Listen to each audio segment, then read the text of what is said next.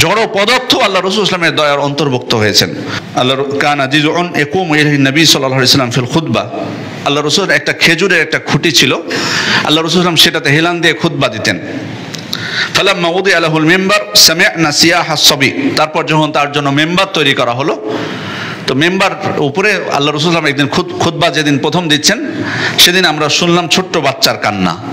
হাত্তা নাজালা নবী সাল্লাল্লাহু আলাইহি ওয়াসাল্লাম ফাওয়াদা ইয়াদাহু আলাইহি, আল্লাহ রাসূল তখন মেম্বার থেকে নেমে এই খেজুর গাছের খুঁটির উপর হাত বুলালেন। ফাসাকানা, তো সে চুপে গেল, মানে বাচ্চার মতো কান্না করছিল।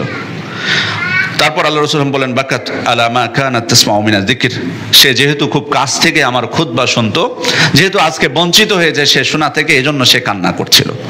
অন্য বর্ণনা এসেছে ওয়াদাম্মাহা ইলাইহি ফাজাআলাত তাইন্নু আনিনাস সাবি আল্লাযী ইউসাক্কাতু হাত্তা ইস্তাকাররাত, আল্লাহ রাসূল সেটাকে বুকে জড়িয়ে নিলেন এবং একটা ছোট্ট বাচ্চাকে কান্না যখন থামায় তখন যে ফুফিয়ে ফুফিয়ে, যে লাস্ট মুহূর্তে আপনি দেখবেন কান্না করার সময় ফুফিয়ে ফুফিয়ে কান্না করে, শেষ মুহূর্তে যখন চুপানো হয় ওই খেজুরের কাণ্ডটা, ওই খুঁটিটা তখন সেভাবে কান্না করছিল।